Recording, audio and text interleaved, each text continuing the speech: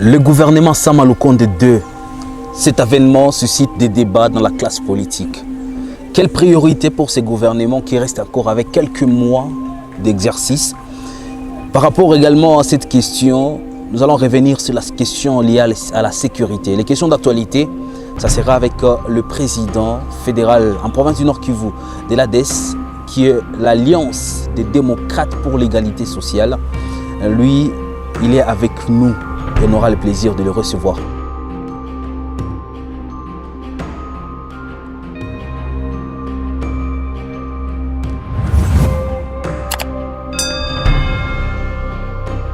Président, bonjour et bienvenue. Bonjour, papa journaliste et papa Blaise. Vous allez essayer juste de faire une présentation pour commencer.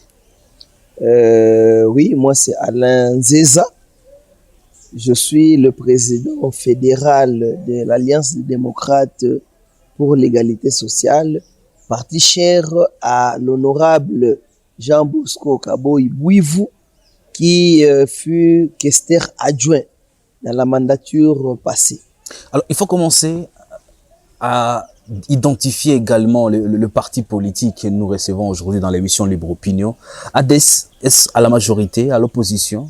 Vous êtes dans quel camp? Oui, monsieur le journaliste, ADES, c'est d'abord un parti qui a été créé il y a 1 an et demi. Or, nous le savons tous que cette législature va à sa fin. Donc, nous sommes à quelques mois de la fin de la législature en cours. Et ce faisant déjà, donc le parti ADES a été créé après l'organisation des élections de 2018. Donc, étant un nouveau parti, l'Alliance des démocrates pour l'égalité sociale est ni à la majorité, ni à l'opposition, d'autant plus qu'elle n'a pas encore participé à différentes élections. Donc, au moment opportun, nous vous donnerons notre position et après ou avant de participer aux prochaines élections. Par rapport à ces contextes du Nord Kivu, où vous êtes président fédéral, la question liée à l'insécurité et aux élections, quelle priorité au sein de l'ADES? Faut-il aller aux élections ou doit-on résoudre en prélude ou en premier lieu la question de l'insécurité? Oui, je pense que les élections sont importantes. Importantes d'autant plus qu'elles légitiment les dirigeants venant de la volonté de la population. Donc, le seul moyen qu'a la population de pouvoir se faire gérer, c'est à travers les élections. Donc, nous soutenons l'organisation des élections dans les délais. Seulement, nous disons ceci. Au niveau de l'Alliance pour l'égalité sociale ADES, nous disons ceci. Est-ce que faut-il prioriser les élections qu'à la paix ou qu'au rétablissement de la paix? Et c'est quoi la proposition? Qu'est-ce que vous pensez? Je pense que il serait mieux de pouvoir prioriser le rétablissement de la paix. Parce que sans la paix, il n'y aura pas bonnes élections. Sans la paix, il n'y aura pas justice. Sans la paix, il n'y aura pas quiétude au sein de la population congolaise. Voilà pourquoi au niveau du Nord Kivu, nous pensons que la paix est plus importante que quoi que ce soit d'autre. Parce que nous sommes dans une rubrique où il faut revenir sur les questions d'actualité. Oui. Je pose une dernière question avant de commencer les sujets de l'émission. Oui. Répondre à une exigence de résoudre d'abord la question de la sécurité. Oui. Est-ce que vous ne trouvez pas que vous allez donner chance à Félix de faire un glissement? Ne vous en faites pas. Ce n'est pas par notre volonté que Félix Tshisekedi glissera. Si et seulement si Félix... Vous affirmez déjà à ce niveau qu'il va faire un glissement? Je n'affirme pas. Voilà pourquoi je vous donne notre point de vue. Je pense que la Constitution est claire là-dessus. C'est un mandat de 5 ans, renouvelable une fois. Et nulle part dans la Constitution n'est écrit les termes glissement ou quoi. Alors nous estimons que les élections seront organisées dans les délais constitutionnels. Parce que nous avons confiance aux institutions de la République. Et s'il y a glissement, comment à l'ADES on va réagir? Ok, Je pense que le glissement n'est pas une histoire de la majorité seulement. Le glissement n'est pas une histoire de l'opposition seulement. Le glissement, s'il y a glissement, n'est pas une histoire de la société civile seulement. Je pense qu'il y a des préalables pour parler d'un glissement ou pour parler d'un prolongement. Vous êtes favorable ou pas? Si et seulement si, dans ces quelques mois qui restent, il n'y a pas rétablissement de la paix au niveau de l'Est ou au niveau de la province du Nord Kivu et en Ituri, je pense que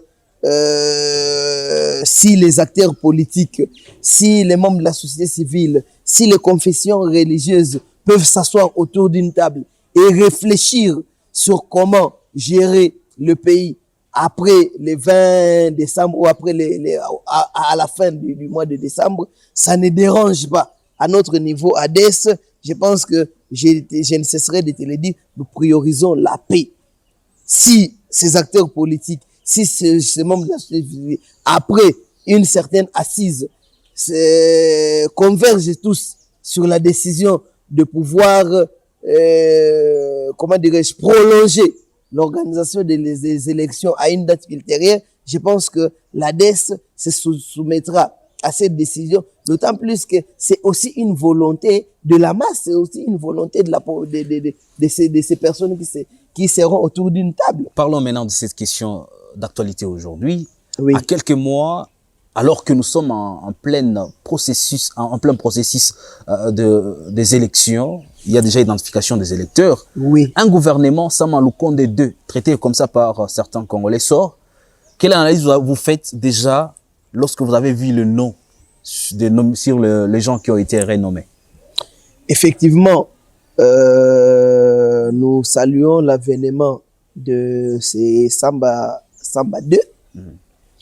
Et nous ne sommes pas étonnés de voir des personnalités telles que Bemba, Vital Kamerhe, Peter Kazadi et autres venir prêter main forte à Samba. Ah, ils main forte déjà. Oui, ils sont venus prêter main forte à Samba. Et puis, vous savez, quand des gens parlent de ces personnalités, la plupart oublient que ce n'est pas du nouveau dans cette législature ou dans le gouvernement depuis 2018. Mais c'est une première de voir quelqu'un qui est préjudiciable accepter le poste d'un ministre. Comment vous avez analysé ça? Qu'est-ce que vous entendez par préjudiciable, messieurs les journalistes? Vital Kamerhe attendu aux élections comme président, comme candidat au président. Jean-Pierre Bemba, président de MLC, mais aussi attendu comme ils sont présidentiables, n'est-ce pas? Ils sont présidentiables. Exact. Une première, mais d'être ministre. Comment vous analysez ça? Ok, mais c'est normal. Devenir ministre, c'est gérer la République.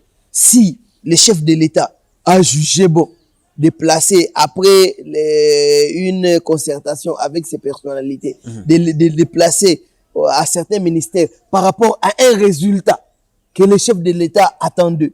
Je pense que pour nous, ce n'est pas quelque chose d'étonnant. Mais nous voulons juste voir que ce qu'ils auront comme assignation par rapport à l'entente du chef de l'État soit atteint. Pourquoi? Parce que si une fois, M. Kamerhe arrive à stabiliser la monnaie, pensez-vous que c'est lui qui sera bénéficiaire de la stabilité de la monnaie? C'est la population congolaise qui bénéficiera de cette stabilité de la monnaie. Si M. Peter Kazadi, qui a été nommé au niveau de l'intérieur, essaye de sécuriser la population de Goma, et pour votre information, hier, il y a eu encore un mort de plus au niveau de la ville de Goma, un motard qui a été assassiné. C'est pourquoi? C'est parce qu'il n'y a pas de sécurité au niveau de la ville de Goma. Si et seulement si M. Peter Kazadi, par son savoir-faire, viendra apporter la sécurité au niveau de la ville de Goma en particulier et de la province du Nord Kivu en général, à quoi bon ou à quoi est-ce que ça nous dérangerait, nous, de voir que la population vit ou vivra dans la quiétude? Et M. Jean-Pierre Bemba, dans ses attributions de la défense, alors je pense que nous ne devons pas entrer dans ces débats polémiques qui servent à citer des personnalités dans le sens de pouvoir soit faire passer qu'ils se sont rabaissés. Non, c'est pas un rabais d'accepter un ministère. Il est parmi les rares Congolais qui ont été choisis pour gérer ce ministère, n'est-ce pas? Au contraire, nous attendons plus des résultats. Nous attendons plus des résultats et je vais poser ma question suivante, celle de savoir quelles seront donc les priorités. Qu'est-ce que vous estimez prioritaire pour ce gouvernement? Oui, je crois que même le Premier ministre l'a dit. Et ils sont dans, comment dirais-je, dans le souci de la population. Ils ont étudié que la population congolaise attendait la sécurité d'abord, attendait le social, l'amélioration des conditions de vie des Congolais, attendait la défense de la patrie, que le Congo qu'on n'ait pas un seul kilomètre qui partira soit dans un pays étranger suite à notre insuffisance sécuritaire. C'est ce que le Congolais attendent d'eux. Et je pense que ce sont là les priorités. Parce que si une fois le social du Congolais est amélioré, pensez-vous que la population ne sera pas heureuse? Tout ce que nous recherchons à travers l'exercice des mandats publics ou de pouvoir public, c'est l'amélioration de la vie du citoyen congolais. Alors, nous attendons de plus cette amélioration à travers les actions concrètes. Nous ne voulons pas de beaucoup de paroles, beaucoup de trucs, mais nous voulons beaucoup plus de réalisations concrètes. Une dernière question avant de finir l'émission.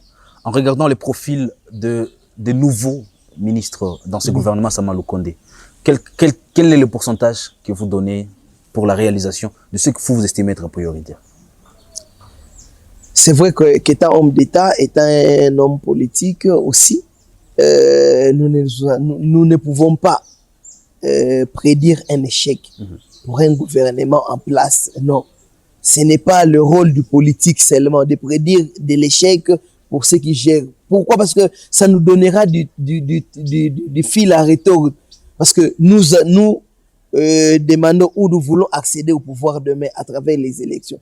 Une fois que ceux qui sont en place n'arrivent pas à mener à bon port les missions qui leur ont été assignées, n'est-ce pas que nous rentrerons encore une fois de plus en arrière? Parce que nous qui gérerons le pays demain ou après-demain, nous rentrerons en arrière. Et si ils répondent aux besoins de la population, nous allons trouver un État quelque part et faire la continuité de l'État. Voilà pourquoi nous ne pouvons pas comment dirais-je, prédire l'échec d'un gouvernement. D'autant plus que demain, après, quand nous allons gérer, nous aurons du mal à gérer ou nous serons rattrapés par les passifs de ceux qui sont au pouvoir maintenant. C'est par ce mot que nous allons mettre un point final à cette émission. Monsieur Alain Nzeza, j'étais d'une manière très à l'aise en train de présenter cette émission. Merci beaucoup d'avoir répondu présent à notre invitation. Merci beaucoup, Monsieur Blaise, pour l'invitation. Et nous demandons à ce que ça ne soit pas la dernière et que prochainement, à chaque fois qu'il y aura une question d'actualité, que vous nous fassiez appel, nous allons répondre par rapport aux questions que vous aurez à nous poser. Mesdames, Messieurs, vous êtes nouveaux sur la chaîne. N'oubliez pas de vous abonner surtout. C'était l'émission Libre Opinion. Merci à Egide Massiré qui était derrière la caméra. Blaise Bassabos et on se retrouve très prochainement avec le même plaisir. Portez-vous bien.